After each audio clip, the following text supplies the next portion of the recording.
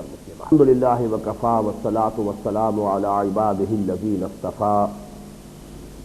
خصوصاً علی افضلہم وخاتم النبیین محمد الامین وعلی آلہ وصحبہ اجمعین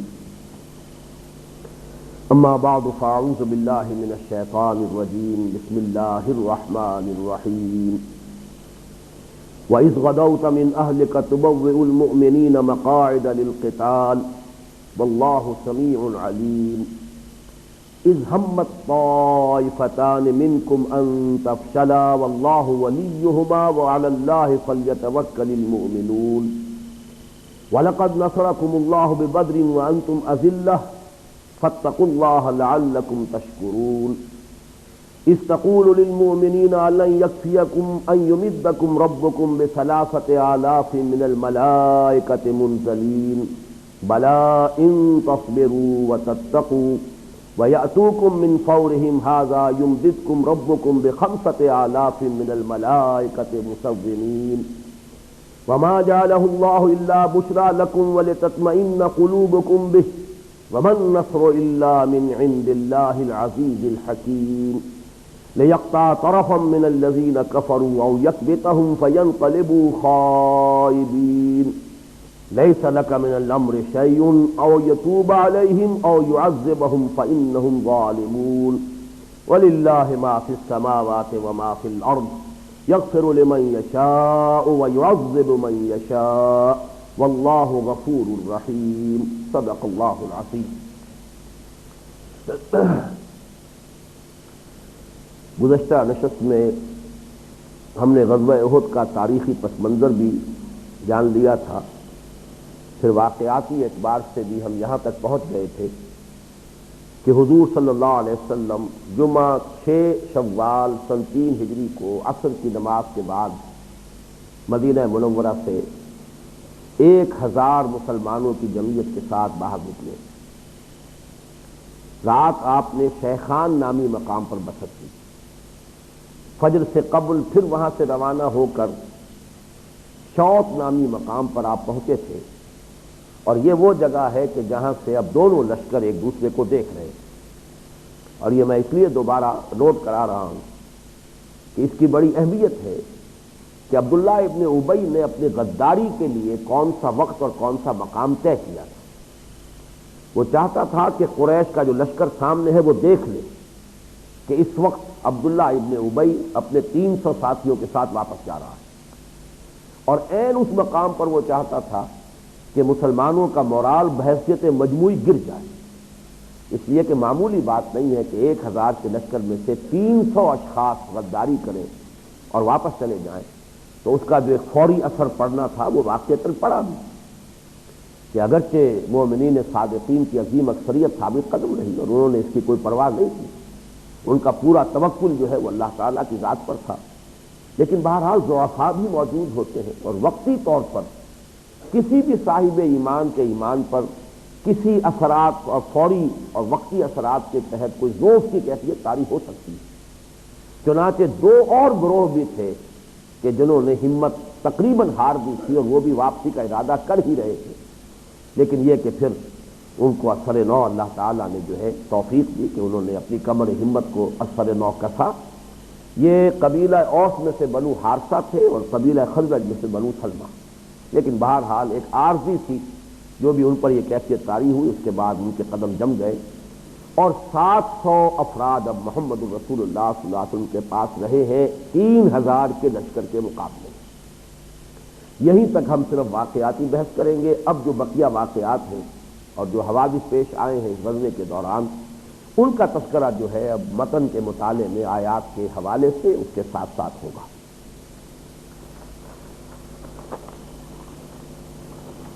وَإِذْ غَدَوْتَ مِنْ أَهْلِكَ تُبَوِّئُ الْمُؤْمِنِينَ مَقَاعِدَ لِلْقِتَالِ. اور اے نبی یاد کیجئے اس وقت کو جب کہ آپ صبح کے وقت نکلے تھے اپنے گھر سے، گھر والوں سے. تُبَوِّئُ الْمُؤْمِنِينَ مَقَاعِدَ لِلْقِتَالِ. بَوَّا يُبَوِّئُ اس کے معنی ہے کسی جگہ کا تعین کرنا. وَإِذْ بَوَّأْنَا لِإِبْرَاهِيمَ مَكَانَ الْبَيْتِ، جبکہ ہم نے ابراہیم کے لیے اپنے گھر کا مقام معین کر دیا تھا.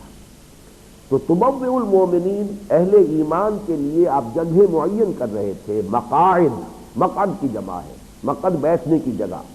قعدہ سے یہ اس میں ظرف ہے، مقعد بیٹھنے کی جگہ یعنی مورچے، آپ مورچہ بندی فرما رہے تھے، اہل ایمان کو آپ مختلف مورچوں پر معین کر رہے تھے، مقاعد للقتال، جنگ کے لیے ان کے ٹھکانے معین کر رہے تھے۔ واللہ سمیع علیم،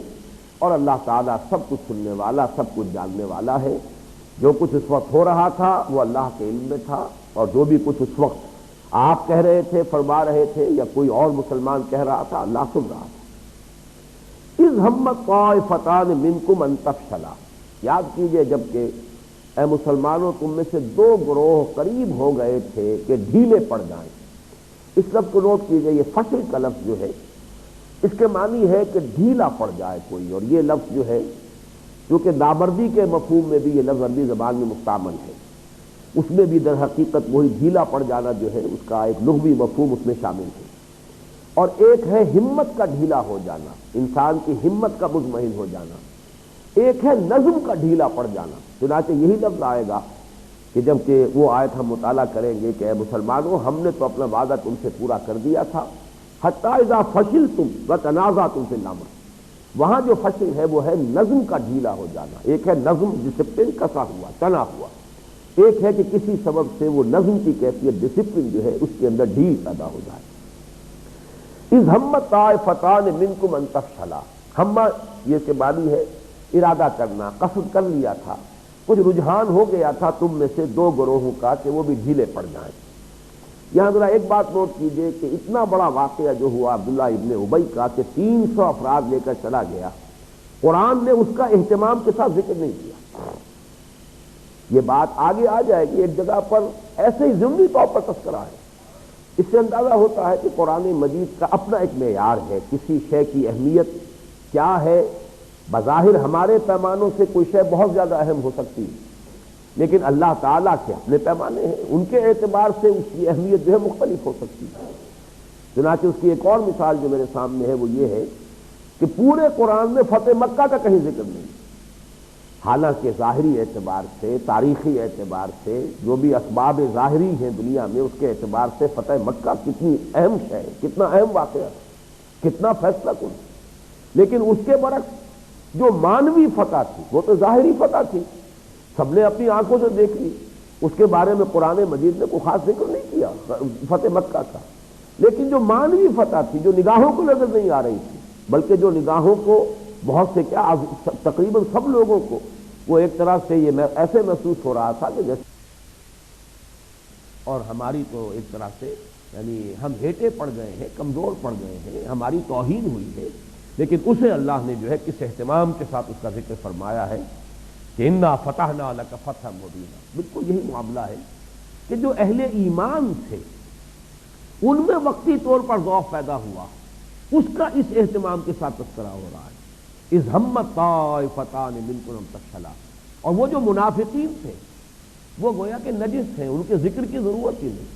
ان کا تذکرہ کرنے سے کا کوئی خاص فائدہ ہی نہیں، وہ تو جو بھی تھا ظاہر کا معاملہ تھا۔ البتہ یہ جو کیفیت تھی دو گروہوں کے ساتھ ہوئی، ظاہر بات ہے یہ اندر ہی اندر نہیں ہے، باطنی طور پر نہیں ہے، اس کا ظہور نہیں ہوا، اس کا تذکرہ کیا جا رہا ہے۔ اذ ہمت طائفتان منکم ان تفشلا، اور یہ میں عرض کر چکا ہوں کہ یہ اوس میں سے بنو حارثہ کا گھرانہ تھا اور خزرج میں سے بنو سلمہ کا، کہ ان میں بھی ایک ارادہ پیدا ہو گیا تھا کہ ڈھیلے پڑ جائیں، کوئی بزدلی دکھائیں اور واپسی کا ارادہ کر رہے تھے۔ واللہ ولیہما، حالانکہ اللہ تعالیٰ ہی ان کا ولی تھا، پشت پناہ تھا، مددگار تھا، حامی تھا، ناصر تھا بھی اور ہے بھی۔ ایمان کا تقاضا تو یہ تھا اور ہے کہ ہر وقت اللہ تعالیٰ ہی پر بھروسہ ہو اور توکل ہو، جیسے کہ آگے فرمایا وعلی اللہ فلیتوکل المؤمنون، اہل ایمان کو تو چاہیے کہ صرف اللہ پر توکل کرے، ان کا اعتماد، ان کا بھروسہ وہ تو اللہ کی ذات پر ہونا چاہیے، اسباب پر نہیں، تعداد پر نہیں، قلت اور کثرت پر نہیں، بلکہ یہ کہ اللہ تعالیٰ کی ذات اور اللہ تعالیٰ کی مدد، اللہ کی تائید، اللہ کی نصرت پر سارا اعتماد اور بھروسہ ہونا چاہیے۔ اس میں یہ نوٹ کر لیجئے کہ یہ بنو حارثہ اور بنو سلمہ اس آیت پر فخر کیا کرتے، حالانکہ ایک اعتبار سے تو اس میں مذمت ہے، ان کی وہ باطنی کمزوری جو ہے، یوں کہہ سکتے ہیں کہ اس کا بھانڈا جو ہے چوراہے میں پھوڑ دیا گیا، شاید چونکہ وہ تو اندر ہی اندر ایک بات رہی اور ظہور نہیں ہوا تھا تو پردہ پڑا رہ جاتا، تو ان کے جو وقتی جو ذوف ہوا تھا وہ جو ہے وہ لوگوں کے علم میں نہ آتا۔ ایک اعتبار سے تو گویا کہ مذمت ہے، تو انہیں افسوس ہونا چاہیے تھا، لیکن وہ فخر کرتے تھے کہ یہاں لفظ آیا ہے اذ ہمت طائفتان منکم، کہ تھے وہ اے مسلمانوں تمہیں میں سے، وہ اہل ایمان میں سے تھے، وہ اس جماعت میں سے تھے، محمد الرسول اللہ والذین معہ ان میں سے تھے۔ تو اس منکم کی بنیاد پر وہ کہتے تھے کہ ہمیں بہت پسند ہے کہ یہ آیت جو ہے قرآن مجید میں نازل ہوئی، اس لیے کہ اس نے ہمیں سند عطا کر دی ہے ہمیشہ کے لیے کہ ہم بہرحال منافقین میں سے ہمارے ہونے کا کوئی امکان نہیں ہے، ہم تھے اہل ایمان میں۔ اذ ہمت طائفتان منکم ان تفشلا واللہ ولیہما وعلی اللہ فلیتوکل المؤمنون وَلَقَدْ نَصَرَكُمُ اللَّهُ بِبَدْرٍ وَأَنْتُمْ أَذِلَّةٌ۔ ایک طرف تو یہ کہ ایمان کا منطقی تقاضا ہے، لازمی تقاضا ہے کہ توکل اللہ پر ہو، پھر تاریخی اعتبار سے بھی تو غور کرنا چاہیے تھا، اللہ نے تمہاری مدد کی تھی بدر میں جبکہ تم نہایت کمزور تھے۔ اذلہ، یہ ذلیل لفظ کے بارے میں نے بارہا عرض کیا ہے کہ اس کا مفہوم اردو میں تو ہمیشہ یہ لفظ استعمال ہوتا ہے مقام ذم میں، یعنی اس کا ایک برا سینس ہے، اس کے اندر ذلت کے معنی جو ہے وہ کمینگی جو ہے اس کا گویا کہ جزو لازم ہے اس کے مفہوم کا۔ عربی میں ایسا نہیں ہے، اگرچہ کبھی کبھی اس مفہوم میں بھی یہ استعمال ہو جاتا ہے، لیکن اس کا جو اصل مفہوم عربی زبان میں ہے وہ ہے کمزور کا، تو تم بہت ہی کمزور تھے۔ اذلہ، ذلیل سے گویا کہ افعل التفضیل کا صیغہ استعمال ہو رہا ہے، تم لوگ بہت کمزور تھے، تم کنتم اذلہ، بلکہ ذلیل ہی کی جمع ہے، کنتم اب انتم اذلہ، جبکہ تم بہت ہی کمزور تھے۔ یعنی اس وقت کا جو معاملہ تھا اس کو نوٹ کر لیجئے کہ اگرچہ تعداد کے اعتبار سے تو وہی 1 اور 3 کی نسبت تھی، لیکن بے سر و سامانی جو تھی مسلمانوں کی بدر میں، چند تلواریں، کوئی نیزے، چند نیزے، یعنی 313 مسلح نہیں تھے، بلکہ یہ کہ وہ تو گئے تھے اصل میں اس خیال سے کہ ایک قافلہ، تجارتی قافلے کا راستہ روکنا، اس تجارتی قافلے کے ساتھ تو 20 30 40 50 آدمی ہوا کرتے تھے محافظین کی حیثیت سے، تو کوئی اہتمام، کوئی اس کے لیے اسلحہ تیار کرنا، اس کے لیے ساز و سامان فراہم کر کے چلنے کا سوال ہی نہیں تھا۔ اس حالت میں اللہ نے تمہاری مدد کی تھی۔ وَلَقَدْ نَصَرَكُمُ اللَّهُ بِبَدْرٍ وَأَنْتُمْ أَذِلَّةٌ فَاتَّقُوا اللَّهَ لَعَلَّكُمْ تَشْكُرُونَ، بس اللہ کا تقوی اختیار کرو اور اللہ تعالیٰ کی مدد پر اس کا شکر ادا کیا کرو، اور یہ تقوی اور یہ شکر جو ہے اللہ کا، تاکہ تم شکر کر سکو، تقوی ہی ہوگا تو اللہ کے شکر کا بھی حق ادا کر سکو گے۔ اِسْتَقُولُ لِلْمُؤْمِنِينَ أَلَنْ يَكْفِيَكُمْ أَنْ يُمِدَّكُمْ رَبُّكُمْ بِثَلَاثَةِ آلَافٍ مِّنَ الْمَلَائِكَةِ مُنزَلِينَ۔ اور یاد کیجئے نبی، جب آپ کہہ رہے تھے اہل ایمان سے، کیا تمہارے رب تمہارے لیے یہ کفایت نہیں کرتا کہ تمہاری مدد کرے تمہارا رب 3000 فرشتوں سے کہ جو نازل کیے جائیں۔ یہ جو آیت ہے اس کے بعد بھی چند آیات جو ہے اسی مضمون پر ہے۔ یہ مشکلات القرآن میں سے یہ مقام ہے، اس لیے کہ اس کی تفسیر میں ایک بہت ہی شدید اختلاف ہے کہ جو پایا جاتا ہے۔ ایک رائے یہ ہے کہ یہ پورا معاملہ جو یہاں بیان ہو رہا ہے یہ اصل میں بدر کا ہے، کیونکہ پہلے الفاظ آ چکے ہیں وَلَقَدْ نَصَرَكُمُ اللَّهُ بِبَدْرٍ وَأَنْتُمْ أَذِلَّةٌ فَاتَّقُوا اللَّهَ لَعَلَّكُمْ تَشْكُرُونَ۔ اب گویا کہ ساری بحث جو ہو رہی ہے اور یہ سارا تذکرہ ہو رہا ہے، یہ غزوہ بدر ہی میں جو نزول ملائکہ ہوا تھا، یہ اسی کو دوبارہ اللہ تعالیٰ دوہرا کر یاد دلا رہے ہیں۔ ایک رائے یہ ہے، اور اکثر مفسرین کی رائے یہی ہے، جبکہ اس کے بالکل برعکس ایک دوسری رائے ہے، اور دوسری رائے یہ ہے کہ یہاں پر بدر کا تذکرہ تو اس آیت میں ختم ہو گیا، وَلَقَدْ نَصَرَكُمُ اللَّهُ بِبَدْرٍ وَأَنْتُمْ أَذِلَّةٌ فَاتَّقُوا اللَّهَ لَعَلَّكُمْ تَشْكُرُونَ۔ بدر کا تو ایک حوالہ دیا گیا ہے کہ جبکہ تم بہت کمزور تھے اللہ نے تمہاری مدد کی تھی، تو گویا کہ وہ 2 دلیلیں دی گئیں، ایک تو یہ کہ ایمان کا تقاضا یہ ہے کہ تو پورا کا پورا اعتماد و توکل اللہ پر ہو، پھر تاریخی اعتبار سے 1 ہی سال پہلے کی بات اگر یاد رہتی اور ذہن میں رہتی کہ اللہ نے کس بے سر و سامانی کے عالم میں فتح دی تھی، تو پھر یہ کہ یہ کمزوری کا کوئی اظہار، کوئی شائبہ بھی پیدا نہ ہوتا۔ لیکن اس کے بعد اب جو گفتگو ہو رہی ہے وہ ساری اصل میں ملائکہ کے نزول کا جو اب آگے مسئلہ ہے، یہ سارا کا سارا احد کا ہے۔ یہ رائے حضرت عبداللہ ابن عباس کی بھی ہے، حبر الامہ رضی اللہ تعالی عنہما، ان کی رائے بھی ہے۔ اور عجیب بات یہ ہے کہ تمام سیرت نگاروں کی رائے یہ ہے چنانچہ کلبی، واقدی، مقاتل، ابن اسحاق، جتنے بھی سیرت نگار ہیں ان سب کی رائے بھی یہ ہے کہ ان آیات میں جو نزول ملائکہ کا تذکرہ ہو رہا ہے یہ غزوہ احد کے موقع کا ہے۔ اب یہ ہے ایک مسئلہ کہ ایک طرف مفسرین کی اکثریت ہے، ایک طرف سیرت نگاروں کی اکثریت ہے، لیکن سیرت نگاروں کی اکثریت کے ساتھ عبداللہ ابن عباس حبر الامہ رضی اللہ تعالی عنہما، ان کا وزن بھی شامل کیا جائے تو یہ رائے جو ہے زیادہ وزنی ہو جاتی ہے۔ لیکن یہ کہ دونوں طرف کے دلائل جو ہیں وہ اتنے قوی ہیں اور تقریباً برابر کے ہیں کہ امام راضی کو بھی کہنا پڑا ہے، دونوں طرف کے دلائل انہوں نے دے دیے، لیکن اس کے بعد کا واللہ عالم، خود وہ اپنا رجحان کسی ایک طرف بھی اس کا اظہار انہوں نے نہیں کیا۔ جہاں تک میری رائے ہے، میں یہ سمجھتا ہوں کہ زیادہ پلڑا جو ہے بھاری وہ حضرت عبداللہ ابن عباس رضی اللہ تعالی عنہ کی رائے، اور پھر یہ کہ سیرت نگاروں کی، اس لیے کہ واقعہ جو ہے سیرت سے متعلق ہے، اس پہلو سے ان کی رائے کو اس میں زیادہ وزن دیا جانا چاہیے۔ اب دلائل کیا ہیں ان لوگوں کے کہ جو یہ سمجھتے ہیں کہ یہ بدر سے متعلق ہے؟ وہ یہ ہے کہ چونکہ پچھلی آیت میں تذکرہ بدر کا ہوا ہے، وَلَقَدْ نَصَرَكُمُ اللَّهُ بِبَدْرٍ وَأَنْتُمْ أَذِلَّةٌ۔ دوسری یہ کہ آگے چل کر آئے گا، وہ میں بعد میں اشارہ کر دوں گا کہ کچھ الفاظ واقعتاً ایسے ہیں کہ جس سے مفسرین کو وہ رائے قائم کرنی پڑی ہے، اس کا میں تذکرہ بعد میں کروں گا۔ لیکن یہ کہ ایک اعتبار سے جو اس کا احد کے موقع پر ہونا جو ہے زیادہ قوی نظر آتا ہے وہ ہے تعداد کا معاملہ، اس لیے کہ یہی مضمون سورہ انفال میں ہم پڑھ چکے ہیں۔ غزوہ بدر کے موقع پر جب یہ نزول ملائکہ کا تذکرہ ہوا ہے سورہ انفال میں، تو اس کی آیات 9 اور 10 ہیں جو میں آپ کو سنا رہا ہوں۔ استستغیثون ربکم فاستجاب لکم انی ممدکم بألف من الملائکۃ مردفین۔ یاد کرو جب کہ تم مدد مانگ رہے تھے اللہ سے، استستغیثون ربکم، اور یاد کیجئے کہ جب حضور صلی اللہ علیہ وسلم بدر کی جنگ سے ایک رات قبل، یعنی وہی دن جو طلوع ہونے والا تھا اسی کی شب، اس میں جو آپ نے طویل ترین سجدہ کیا ہے، وہ جو ایک گھاس پھوس کی جھونپڑی بنا دی گئی تھی، اس میں آپ نے طویل سجدہ کیا، دعائیں مانگی ہیں، یہاں تک بھی الفاظ آپ کی زبان مبارک پر آ گئے ہیں کہ اللہ اگر کل یہ سب لوگ جو یہ 313 یہاں ہیں اگر یہ ہلاک ہو گئے تو پھر قیامت تک تیرا نام لینے والا کوئی نہیں ہوگا۔ اور بات بڑی منطقی تھی، میں تیرا آخری رسول اور آخری نبی ہوں، اور میری 15 برس کی کمائی یہ ہے جو میں نے یہاں میدان میں لا کر ڈال دی۔ تو وہ ہے در حقیقت استغاثہ، دہائی دے رہے تھے گویا کہ اللہ کے رسول صلی اللہ علیہ وسلم اللہ کی مدد اور اس کی نصرت کی طلب میں۔ استستغیثون ربکم فاستجاب لکم انی ممدکم بألف من الملائکۃ مردفین۔ تو اللہ تعالیٰ نے دعا قبول فرمائی تھی اور یہ بشارت دی تھی کہ میں تمہاری مدد کروں گا 1000 فرشتوں سے جو ایک دوسرے کے پیچھے چلے آئیں گے، پے بپے۔ مردفین ردیف جو ہے اس کو کہتے ہیں کہ کسی سواری پر کسی سوار کے پیچھے بیٹھا ہوا ردیف ہے،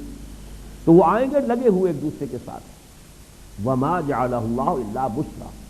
اور یہ بھی در حقیقت اللہ تعالیٰ کی طرف سے ایک بشارت تھی، وَلِتَطْمَئِنَّ بِهِ قُلُوبُكُمْ، تاکہ اس کے ذریعے سے تمہارے دل مطمئن ہو جائیں۔ وَمَا النَّصْرُ إِلَّا مِنْ عِنْدِ اللَّهِ، اور مدد تو اللہ کے سوا کسی طرف سے ہو ہی نہیں سکتی۔ اس میں اشارہ ہے کہ اللہ اس کا بھی محتاج نہیں ہے معاذ اللہ کہ فرشتے بھیجے تو مدد ہو، وہ بغیر فرشتوں کے ایک حرف کن اس کا کافی ہے، وہ تو اس کے لیے فرشتوں کا بھیجنا ضروری نہیں ہے، لیکن اللہ نے خاص طور پر فرشتوں کا اور اس کی تعداد کا تذکرہ کیا تاکہ تمہارے دلوں کو ڈھارس بن جائے۔ اور پھر یہ کہ واقعہ ہے، میں وہ واقعات بیان کر چکا ہوں غزوہ بدر کے تفاصیل کے ضمن میں، کہ واقعات فرشتے نازل ہوئے ہیں اور صحابہ نے متعدد نے اپنے تجربے بیان کیے ہیں کہ ہمیں ایسا محسوس ہوتا تھا کہ ہم کسی پر وار کرنے جا رہے ہیں، تلوار ہماری پہنچی نہیں ہے اس کی گردن تک اور گردن کٹ کر جا پڑی ہے، تو معلوم ہوا کہ کوئی اور غیر مرئی قوت تھی کہ جو در حقیقت وہ جنگ کر رہی تھی۔ یہ اللہ تعالیٰ کی طرف سے مدد تھی جو نازل ہوئی۔ ان اللہ عزیز الحکیم، یقیناً اللہ تعالیٰ عزیز اور حکیم ہے۔ تو جو حضرات یہ سمجھتے ہیں کہ در حقیقت یہ معاملہ جو ہے اس وقت جو سورہ آل عمران میں تذکرہ ہو رہا ہے یہ احد کے موقع کا نزول ملائکہ کا تذکرہ ہے، ان کے پاس دلیل یہ ہے کہ چونکہ بدر میں 1000 آئے تھے مشرک، تو اللہ تعالیٰ نے 1000 کی تعداد ہی میں فرشتوں کے نزول کا وعدہ کیا، انی ممدکم بألف من الملائکۃ مردفین۔ اب یہاں چونکہ 3000 آئے تھے مشرک اور کافر، لہذا یہاں پر بھی اللہ تعالیٰ کا جو ابتدائی وعدہ ہے وہ 3000 کا ہے۔ اس میں ایک اور مناسبت بھی قائم کی ہے بعض سیرت نگاروں نے کہ چونکہ 300 اشخاص تھے منافقین کے جو ساتھ چھوڑ گئے تھے اور انہوں نے چرکا لگایا تھا اور مسلمانوں کے مورال کو ذوق پہنچایا تھا، تو اس کے حوالے سے بھی کہ ایک ایک کی جگہ پر 10 فرشتے جو ہیں اللہ تعالیٰ کی طرف سے وعدہ ہو رہا ہے کہ وہ نازل کیے جائیں گے. تو ان جو عدد ہے یہ اس کے اعتبار سے بھی کچھ راجح یہی بات معلوم ہوتی ہے کہ یہ تذکرہ یہاں جو ہو رہا ہے یہ نزول ملائکہ کا تذکرہ ہے عین غزوہ احد کے موقع پر. اصولی طور پر یہ جان لیجئے یہ بحث ہمارے منتخب نصاب میں حصہ اول میں بھی شروع ہو گئی تھی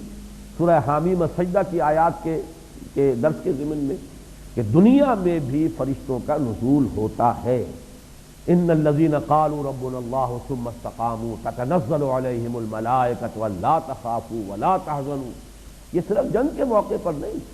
بندہ مومن کے دل کی دھارس بندھانے کے لیے، دل میں ثبات پیدا کرنے کے لیے، ان کے اندر صبر اور استقلال پیدا کرنے کے لیے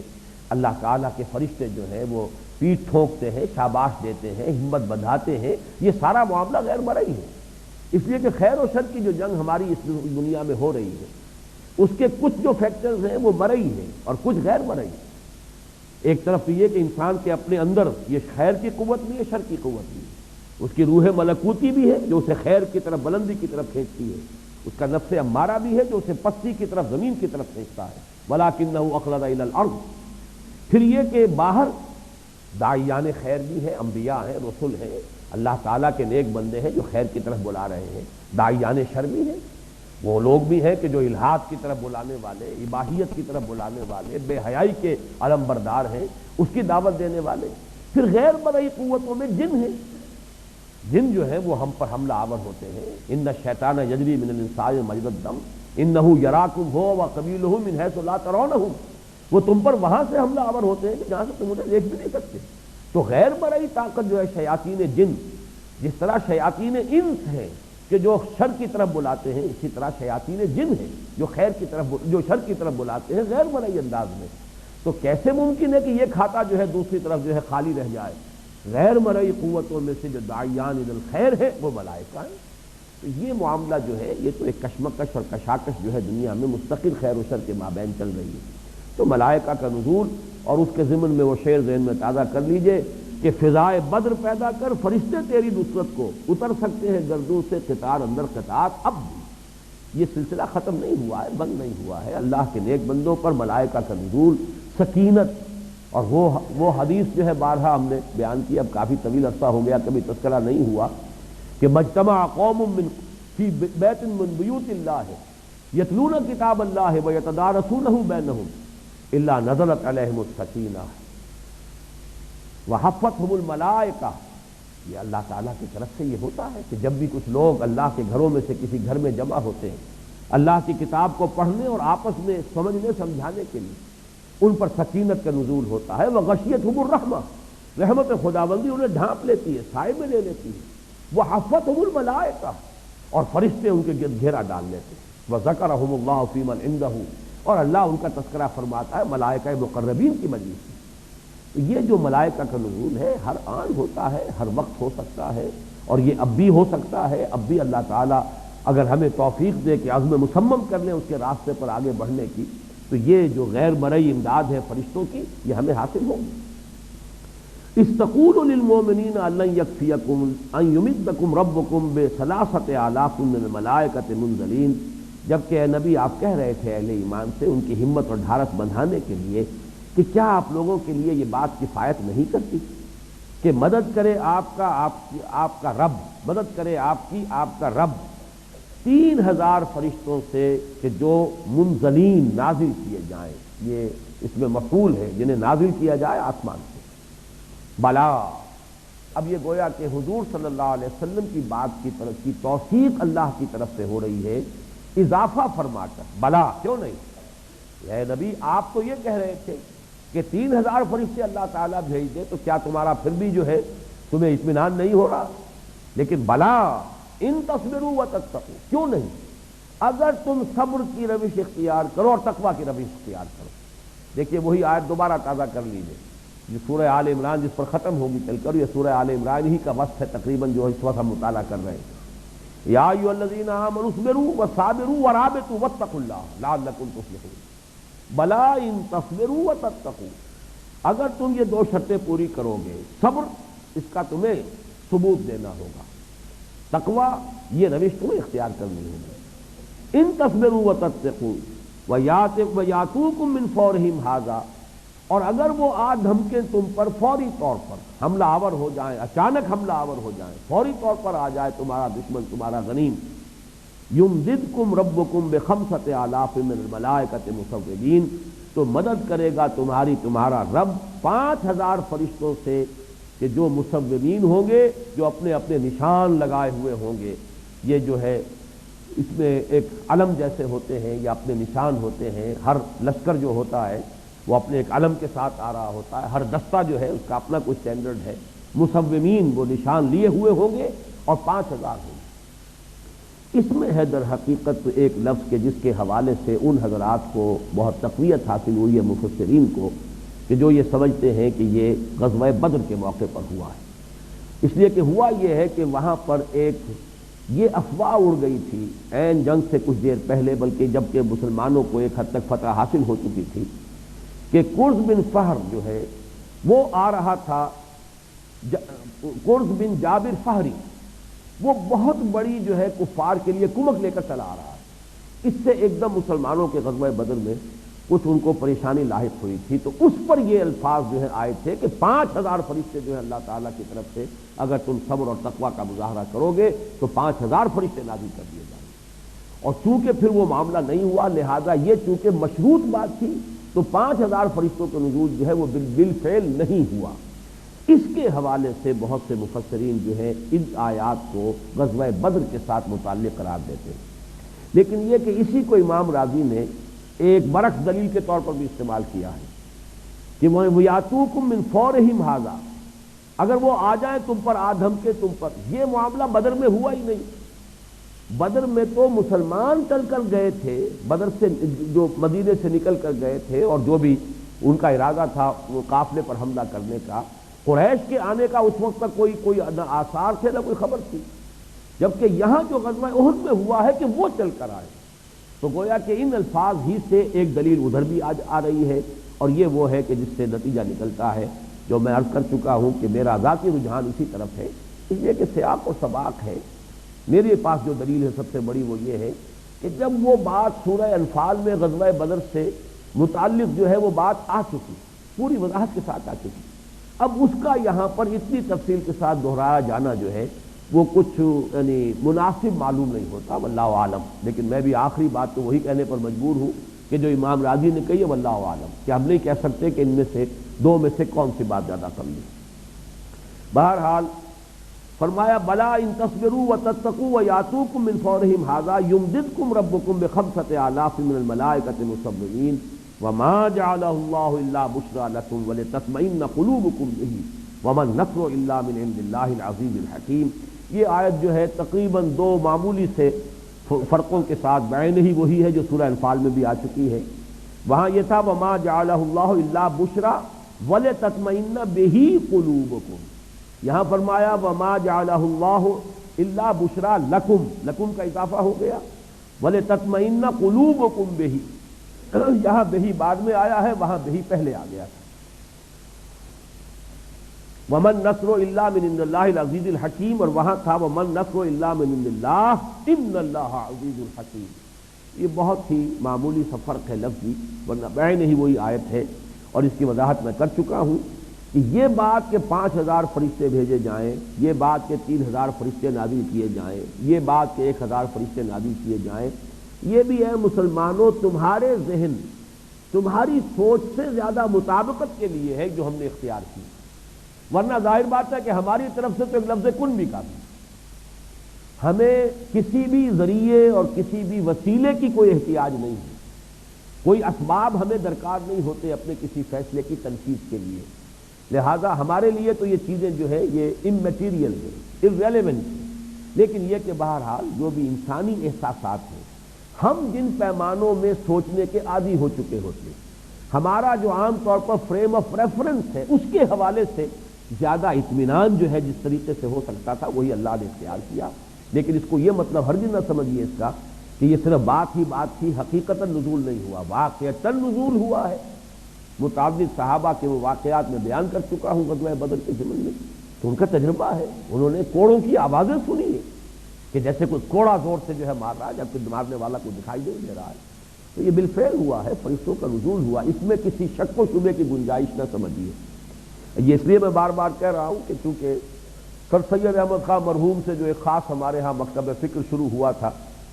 اس کی رائے کے مطابق تو فرشتوں کا کوئی صاحب تشخص وجود ہی نہیں ہے، کوئی پرسونیفائڈ ایگزسٹنس نہیں ہے، بلکہ یہ صرف different forces of the nature کے نام ہے جو رکھ دیے گئے ہیں، ورنہ وہ کوئی شخصیت نہیں ہے، ان کا کوئی تشخص نہیں ہے. اور معاذ اللہ یہ بہت بڑی گمراہی ہے، اور اس کا جو سب سے بڑی اس کی زد پڑتی ہے وہ حقیقت وحی پر پڑتی ہے. پھر جبرائیل علیہ الصلاۃ والسلام جو فرشتے ہیں جو وحی لے کر آئے ہیں، جن کا ذکر اس اہتمام سے قرآن میں ہوا ہے، سورۃ النجم میں اور سورۃ التکویر میں ان کی مدح بیان ہوئی ہے، ان کے جو اوصاف عالیہ ہیں ان کا بیان ہوا ہے. پھر رؤیت ثابت کی گئی ہے، حضور نے اپنی آنکھوں سے 2 مرتبہ انہیں دیکھا ہے. وَلَقَدْ رَآهُ نَزْلَةً أُخْرَىٰ عِندَ سِدْرَةِ الْمُنتَهَىٰ. تو یہ ساری بحث جو ہے معلوم ہوتا ہے کہ بالکل ہی غیر متعلق ہو کر رہ جاتی ہے. اس پہلو سے وہ ایک بہت بڑی گمراہی ہے، جس کا شعر بھی میں نے آپ کو بارہ سنایا ہے کہ ز جبریل امی قرآن با پیغام نمی خواہم ہما گفتار معشوق اس قرآن کے مندارم. گویا کہ اللہ اور رسول کے مابین سے حضرت جبریل علیہ السلام کا جو ہے انہوں نے اس کو واسطے کو ختم کر دیا. مجھے جبریل کے زبانی آیا ہوا قرآن مجھے نہیں چاہیے، میں تو سمجھتا ہوں جو قرآن میرے پاس ہے یہ کل کا کل میرے محبوب کا کلام ہے. اور یہ ذو معنی ہے، یہ بات ذو معنیین ہے، 2 معنی ہے اس کے. محبوب حضور بھی ہو سکتے ہیں، تو گویا کہ یہ حضور کا اپنا ذاتی کلام ہے، اور محبوب اللہ کے لیے بھی ہو سکتا ہے، اس لیے کہ والذین آمنوا اشد حبا للہ. ہما گفتار معشوقت قرآن کے مندارم، میں جبرائیل کا قائل نہیں، معاذ اللہ ثم معاذ اللہ. تو یہ بات نوٹ کر لیجئے کہ فرشتوں کا نزول ہوا ہے، بالفعل ہوا ہے، لیکن یہ شکل اللہ نے اس لیے اختیار کی تاکہ مسلمانوں تمہیں جب یہ خوشخبری دی جائے کہ 1000 فرشتے آ رہے ہیں، 30,000 فرشتے آ رہے ہیں، تو اس سے تمہارے دلوں کو سکون حاصل ہو جائے. تمہارا اپنا جو فریم آف ریفرنس ہے، تم جن پیمانوں سے عادی ہو چکے ہوتے ہو، اس کے حوالے سے تمہیں تشفی اور تسکین حاصل ہو جائے. لِيَقْطَعَ طَرَفًا مِّنَ الَّذِينَ كَفَرُوا. اور یہ سب کچھ اس لیے تاکہ اللہ تعالیٰ ایک بازو کاٹ ڈالے کافروں کا، ان کی قوت کا ایک بازو ٹوٹ جائے. او یکبتہم، یا انہیں خائب و خاسر کر دے، فینقلبوا خائبین، اور پھر وہ لوٹے بہت ہی خائب و خاسر ہو کر، ناکام، حسرت کے ساتھ. یہ معاملہ دونوں جگہ ہوا ہے، بدر میں بھی ہوا ہے، اور معجزانہ طور پر یہ پھر احد میں بھی ہوا. حالانکہ بظاہر مسلمانوں کو شکست ہو گئی تھی، لیکن یہ کہ اس کے بعد جو ہے یہ یعنی بات جو ہے عام طور پر سمجھنے سے لوگ قاصر رہ گئے کہ کیوں اس وقت پھر قریش جو ہے ابو سفیان کے سرکردگی میں واپس چلے گئے، اور انہوں نے اپنی وہ جو فتح انہیں حاصل ہوئی تھی وقتی طور پر اسے اس کے منطقی انجام تک نہیں پہنچایا. معلوم ہوتا ہے کہ اللہ تعالیٰ کی طرف سے موجزانہ طور پر یہ بات ہوئی تھی. اس وقت جو ہے یہ بات جو ہے ابو سفیان کے دل میں اللہ نے ڈال دی کہ چونکہ حضور صلی اللہ علیہ وسلم اور صحابہ کرام وہ احد پر چڑھ گئے تھے، بلندی پر تھے، کہ اب اگر ہم ان کا پوچھا کرتے ہیں اور جاتے ہیں تعاقب کے اندر پہاڑ پر چڑھتے ہیں تو نقصان بہت شدید ہو جائے گا، اوپر سے پتھراؤ ہوگا، وہ اپنی بڑی مضبوط پوزیشن میں ہے اور ہم کمزور پوزیشن میں ہیں. بہرحال یہ بات جو ہے اس کے دل میں آ گئی، ورنہ خالد ابن ولید جو بعد میں سیف من سیوف اللہ بنے ہیں رضی اللہ تعالی عنہ، وہ مصر تھے کہ ہمیں چاہیے کہ ہم تعاقب کریں اور پہاڑ پر چڑھیں، اور اب جو بھی ان کے نزدیک تو فتنہ تھے محمد رسول اللہ صلی اللہ علیہ وسلم اور اہل ایمان، تو اب اس فتنے کو ختم کر کے ہی واپس جائیں. لیکن یہ کہ انہیں جانا پڑا، اور بالکل کوئی کامیابی جس کو کہا جائے وہ انہیں حاصل نہیں ہو سکی. لیس لک من الامر شیء او یتوب علیہم او یعذبہم انہم ظالمون. اب یہ واقعہ جو ہے اس اعتبار سے بہت اہم ہے کہ نبی اکرم صلی اللہ علیہ وسلم جب مجروح ہوئے ہیں، آپ کا چہرہ مبارک جو ہے خون آلود ہوا ہے، آپ کے یہ نچلے دانتوں میں سے جو سامنے کے 4 دانت ہوتے ہیں ان میں سے ایک دانت شہید ہوا ہے، پھر آپ کی پیشانی پر زخم لگا ہے، اور یہ جو ہڈی آگے کو نکلی ہوتی ہے آنکھ کے اوپر، اس پر تلوار کا وار پڑا ہے،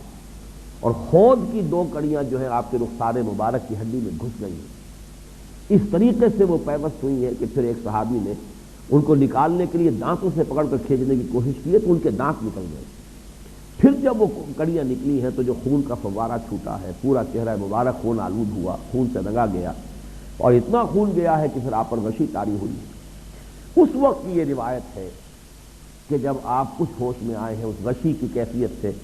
جب آپ ہوش میں آئے ہیں تو آپ کی زبان مبارک سے یہ الفاظ نکل گئے، کیف یہدی اللہ قوما خضبوا وجہ نبیہم بالدم، اللہ ایسی قوم کو کیسے ہدایت دے گا جس نے کہ اپنے نبی کے چہرے کو خون سے رنگین کر دیا۔ بلکہ اس کے بعد یہ بھی آتا روایات میں کہ بعض لوگوں کا نام لے لے کر بھی آپ نے بد دعا کی۔ اس پر ایک گرفت ہوئی ہے اللہ تعالیٰ کی طرف سے، گویا کہ یوں سمجھیے کہ یہ کہا جا رہا ہے کہ آپ کے مقام رفیع سے یہ بات فروتر ہے۔ اگرچہ ظاہر بات ہے کہ جو بھی زیادتیاں ہو رہی ہیں، جس طرح کا بھی ان کا اقدام ہوا ہے، جو انہوں نے کچوکے لگائے ہیں، جس طرح کے زخم اہل ایمان کو لگے ہیں، تو بد دعا کرنے کا حق حاصل ہے، لیکن اے نبی صلی اللہ علیہ وسلم آپ کا مقام جو ہے بہت بلند ہے۔ اس انداز میں یہ بات کہی جا رہی ہے، لیکن خاص طور پر چونکہ الفاظ یہ نکل گئے تھے کیف یہدی اللہ قوما، ایک ہے کہ کوئی دعا یا بد دعا کی کیفیت ہو، لیکن یہ کہ اللہ کیسے معاف کرے گا یا اللہ تعالیٰ کیسے ہدایت دے گا ایسی قوم کو جس نے کہ اپنے نبی کے چہرے کو خون آلود کر دیا، خون سے رنگ دیا۔ یہ بات کچھ ایسی تھی کہ جس کے اندر بظاہر گویا کہ اللہ تعالیٰ کی اپنی مشیت، اللہ کا اپنا فیصلہ، اللہ کا اپنا اختیار، یہ جو ہے اس پر کچھ زد پڑ رہی تھی۔ نوٹ کر لیجئے کہ یہ مختلف لمحات ہوتے ہیں، اس میں مختلف کیفیات سے انسان گزرتا ہے، اور یہ سیرت مطہرہ علی صاحب الصلاۃ والسلام کے اس قسم کے واقعات اس اعتبار سے بڑے اہم ہیں کہ ایسے ہی واقعات کے حوالے سے حضور کی بشریت نمایاں ہو کر سامنے آتی ہے، جو کہ شرک کا بہت بڑا سدباب کرنے والا معاملہ ہے۔ جو اقسام شرک کے موضوع پر میری تقاریر ہیں ان میں میں نے بارہا اس کو بیان کیا ہے کہ یہ معجزہ ہے کہ اس امت کو جو بھی محبت، جو عقیدت محمد الرسول اللہ صلی اللہ علیہ وسلم کے ساتھ رہی ہے اور ہے، اس کا 100واں حصہ بھی حقیقتاً نہیں ہے کہ جو نصارہ کو حضرت عیسیٰ علیہ السلام کے ساتھ محبت اور عقیدت رہی۔ اس کے باوجود انہوں نے حضرت عیسیٰ کو خدا کا بیٹا بنا دیا، لیکن الحمدللہ ثم الحمدللہ ایسی کوئی گستاخی محمد الرسول اللہ صلی اللہ علیہ وسلم کے ساتھ نہیں تھی۔ اور یہ جو تضاد ہے یا یہ جو کنٹراسٹ ہے اس اعتبار سے اور زیادہ نمایاں ہو جاتا ہے کہ حضور کے ایک امتی ہیں حضرت علی رضی اللہ تعالیٰ عنہ، کیا نسبت ہوگی حضرت علی میں اور محمد رسول اللہ میں صلی اللہ علیہ وسلم، لیکن ان کو خدا کہنے والے پیدا ہو گئے، لیکن حضور صلی اللہ علیہ وسلم کو ظاہر بات ہے کہ اس قسم کا کوئی معاملہ آپ کے ساتھ نہیں ہوا۔ اگر یا علی مدد کا نعرہ لگتا ہے میدان میں، لیکن یہ کہ آپ جانتے ہیں کہ کبھی بھی یا محمد مدد کا نعرہ نہیں لگا۔ مسجدوں میں لکھنے کو یا محمد جو ہے اپنی مسجد کو علیحدہ جو ہے نمایاں کر لینے کے لیے وہ ایک جو الفاظ لکھ دیے جاتے ہیں، لیکن نعرہ نہیں بنا۔ یہ کیوں ہوا؟ اس لیے کہ حضور کی بشریت کو نہ صرف یہ کہ قرآن نے بہت نمایاں کیا، بار بار بیان کیا، قل انما انا بشر مثلکم یوحی الی انما الہکم الہ واحد، لیکن اس کے علاوہ خود حضور نے اتنی احتیاط برتی کہ کہیں بھی ذرا شائبہ پیدا ہونے لگے کہ حضور کو کہیں بریکٹ کر دیا گیا اللہ کے ساتھ تو آپ فوراً ٹوک دیتے تھے، روک دیتے تھے۔ جیسے کہ وہ مشہور واقعہ ہے کہ کسی صحابی کے زبان سے نکل گیا ما شاء اللہ و ما شئت، جو اللہ چاہے اور آپ چاہیں، فوراً آپ نے ٹوک دیا جعلتنی للہ ندۃ، کیا تم نے مجھے اللہ کا مد مقابل بنا دیا؟ مشیت تو صرف اس کی ہے، فیصلہ اس کا ہے، میرے ہاتھ میں تو اختیار نہیں۔ جیسے کہ وہ آیت مبارکہ جو ہے انک لا تہدی من احببت ولکن اللہ یہدی من یشاء، اے نبی آپ کے اختیار میں نہیں ہے کہ جس کو چاہیں ہدایت دے دیں، تو اللہ ہی ہدایت دیتا ہے جس کو چاہتا ہے۔ لیکن یہ کہ ظاہر بات ہے کہ ایک طرف وہ معاملہ ہے تو ایک طرف یہ بھی۔ اس وقت وہ جو کیفیت تھی، شدت کے اندر یہ الفاظ آپ کی زبان مبارک سے ادا ہو گئے، کیونکہ آپ کا مقام جو ہے اس سے بہت بلند ہے، لہذا گرفت ہوئی ہے۔ اس پر کئی مرتبہ میں گفتگو کر چکا ہوں کہ حضور کے لیے لفظ گناہ بھی آ جاتا ہے، فاستغفر لذنبک، اپنے گناہ کی معافی طلب کیجیے، استغفار کیجیے۔ حضور خود فرماتے ہیں انی لاستغفر اللہ 70 مرۃ فی کل یوم، لیکن حضور کے گناہ کو کہیں اپنے گناہ پر قیاس نہ کر بیٹھیے۔ وہ تو یوں سمجھیے کہ جو حضور قلب کی جو شدت ہوتی ہے، حضوری کی جو شدت ہوتی ہے، اس میں ذرا سی کمی ہوتی تھی تو حضور اسی کو تعبیر فرماتے تھے کہ انہ لیغان علی قلبی، کہ کبھی کبھی میرے دل پر بھی حجاب سا آ جاتا ہے۔ یعنی وہ شدت حضوری جو ہے اس کی تھوڑی سی کمی جو ہے اسے آپ نے تعبیر کر دیا ہے پردے سے اور حجاب سے. کہاں ہمارے حجابات، کہاں وہ معاملہ کہ نسبت خاک را بعالم پاک، کار پاکا را قیاس بر خود مکن، اپنے اوپر قیاس مت کرنا. اس اعتبار سے ذرا نوٹ کر لیجئے کہ بہرحال یہ صورت اس وقت ہوئی ہے تو اللہ تعالیٰ کی طرف سے آپ کو ٹوک دیا گیا، لیس لک من الامر شیء، اے نبی آپ کے ہاتھ میں کوئی اختیار نہیں. کس کو ہدایت ملے کس کو نہ ملے اس کا فیصلہ کرنے والے آپ نہیں، یہ فیصلہ ہمارا ہے. او یتوب علیہم او یعذبہم، اللہ کا اختیار ہے. وہ چاہے گا تو ان پر شفقت فرمائے گا، ان کی طرف متوجہ ہو جائے گا اپنی رحمت کے ساتھ. یتوب علیہم اس لیے کہ پھر انہیں توبہ کی توفیق ہو جائے گی. یہ نوٹ کیجیے اچھی طرح، توبہ کی توفیق ہوتی ہے در حقیقت اللہ تعالیٰ کی عنایت سے. تو گویا کہ اللہ چاہے گا تو عنایت فرمائے گا، اللہ کی عنایت ہوگی وہ توبہ کریں گے، رجوع کریں گے، حق کی طرف آ جائیں گے. یا یہ ہے کہ اللہ تعالیٰ وہ عنایت نہ فرمائے، وہ شفقت نہ فرمائے، اور یعذبہم فإنہم ظالمون، اور انہیں عذاب دے، اس لیے کہ اس میں تو کوئی شک نہیں کہ وہ ظالم ہیں. زیادتیاں انہوں نے کی ہیں، مشرک وہ ہیں جس طرح چڑھائی کر کر کے آ رہے ہیں، جس طرح سے کہ حق کا جو ہے راستہ روکنے کے لیے انہوں نے اپنی پوری طاقت جو ہے وہ صرف کر دی ہے. تو اس اعتبار سے ان کے ظالم ہونے میں تو کسی شک و شبے کی گنجائش ہے ہی نہیں. عذاب کے وہ مستحق ہو چکے ہیں. لیکن اس سب کے باوجود اللہ کا وہ اختیار مطلق اپنی جگہ ہے. اللہ چاہے گا تو ان کو ہدایت دے دے گا، اللہ چاہے گا انہیں توبہ کی توفیق عطا فرما دے گا. یہ بالکل وہی ہے یتوب علیہم. کئی مرتبہ یہ وضاحت ہو چکی ہے کہ جب یہ بندوں کے لیے لفظ آتا ہے تو توبہ کے بعد الہ آئے گا، توبوا الی اللہ توبۃ نصوحا. جب اللہ کی طرف یہ لفظ آتا ہے اللہ کے بارے میں تو تابع علی، اس لیے کہ اللہ کا مقام بلند ہے. اللہ کسی پر کسی کی جانب متوجہ ہوتا ہے، اللہ رجوع فرماتا ہے. اور یہ دو طرفہ عمل ہے. بندے نے رخ موڑ لیا، اللہ نے بھی رخ موڑ لیا، اپنی عنایت اپنی شفقت اپنی توجہات سے اس بندے کو محروم کر دیا. بندہ دوبارہ رجوع کرتا ہے، توبہ کرتا ہے، پلٹتا ہے، گناہ کا اعتراف کرتا ہے تو اللہ تعالیٰ بھی اپنی شفقتوں کے ساتھ اپنی عنایتوں کے ساتھ متوجہ ہو جاتا ہے. یہ گویا کہ بائی لیٹرل فینومینا جو ہے میں نے بارہا بیان کیے ہیں کہ بندے اور رب کے مابین یہ دو طرفہ تعلقات ہیں، بائی لیٹرل ریلیشن. ان تنصروا اللہ ینصرکم ویثبت اقدامکم، تم اللہ کی مدد کرو گے اللہ تمہاری مدد کرے گا. فاذکرونی اذکرکم، تم مجھے یاد رکھو میں تمہیں یاد رکھوں گا. بندہ میری طرف چل کر آتا ہے میں دوڑ کر آتا ہوں، وہ بارش بھر آتا ہے میں ہاتھ بھر آتا ہوں. بندہ مجھے اپنے دل میں یاد کرتا ہے میں بھی اپنے دل میں یاد کرتا ہوں اپنے بندے کو. بندہ میرا ذکر کسی محفل میں کرتا ہے میں اس کا ذکر اس سے کہیں بہتر محفل میں کرتا ہوں، ملائکہ مقربین کی محفل میں. خدا خود میرے محفل بود اندر لا مکاں خسرو، محمد شمع محفل بود شب جائے کہ ملبودم. تو بہرحال یہ یتوب علیہم، اللہ چاہے گا تو توبہ قبول فرما لے گا. تاریخی اعتبار سے نوٹ کر لیجئے کہ حضرت خالد ابن ولید رضی اللہ تعالی عنہ جو اس وقت تک ایمان نہیں لائے تھے، جو چرکا لگا ہے مسلمانوں کو ان کے ہاتھوں لگا. انہوں نے ہی جب دیکھا کہ وہ درہ جو ہے وہ خالی ہو گیا ہے، مسلمان اس کو چھوڑ گئے ہیں، 2-3 مرتبہ انہوں نے پہلے اٹیمپٹ کی تھی، لیکن جو 50 تیر انداز حضور نے مقرر کر دیے تھے وہاں پر ان کی تیروں کی بوچھاڑ کی تاب نہ لا کر انہیں پیچھے ہٹنا پڑا تھا. لیکن جب وہاں پر جب فتح ایک درجے میں حاصل ہو گئی اور اس وقت جو ہے 35 مسلمانوں کی طرف سے حکم عدولی ہوئی، وہ اس درے کو خالی چھوڑ کر چلے گئے. ان کی عقابی نگاہ نے دیکھ لیا کہ وہ درہ اب خالی ہے، اور وہاں سے پھر انہوں نے آ کر دوبارہ جو حملہ کیا ہے اور فتح شکست میں بدل گئی ہے عارضی طور پر. وہی خالد ابن ولید ہے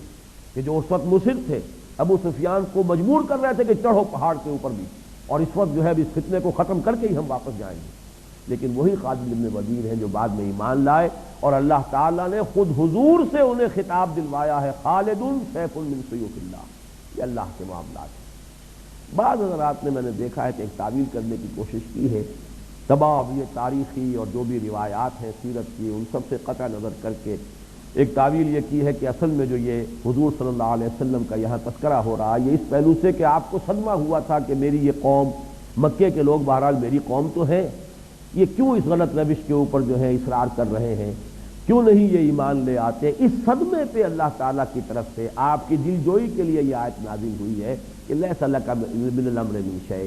اے نبی آپ کے ہاتھ میں اختیار نہیں ہے تو آپ خام خواہ کیوں پریشان ہوتے ہیں. لعلک باخع نفسک الا یکونوا مؤمنین، یہ تو اللہ کے اختیار میں ہے، اللہ چاہے گا انہیں توبہ کی توفیق عطا فرما دے گا، اللہ چاہے گا تو انہیں عذاب دے گا، اس لیے کہ اس میں تو کوئی شک نہیں ہے کہ وہ اس وقت مشرک ہیں، ظالم ہیں، کافر ہیں۔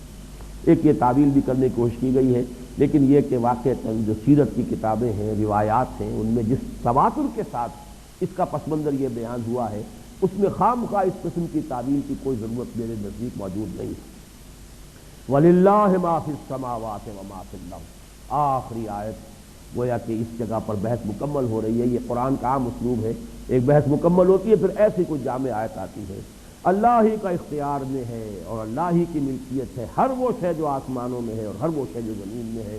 یغفر لمن یشاء ویعذب من یشاء، وہ بخش دے گا جس کو چاہے گا اور عذاب دے گا جس کو چاہے گا۔ واللہ غفور الرحیم، اور اللہ غفور ہے اور رحیم ہے۔ بارک اللہ لی ولکم فی القرآن العظیم ونفعنی وإیاکم بالآیات والذکر الحکیم۔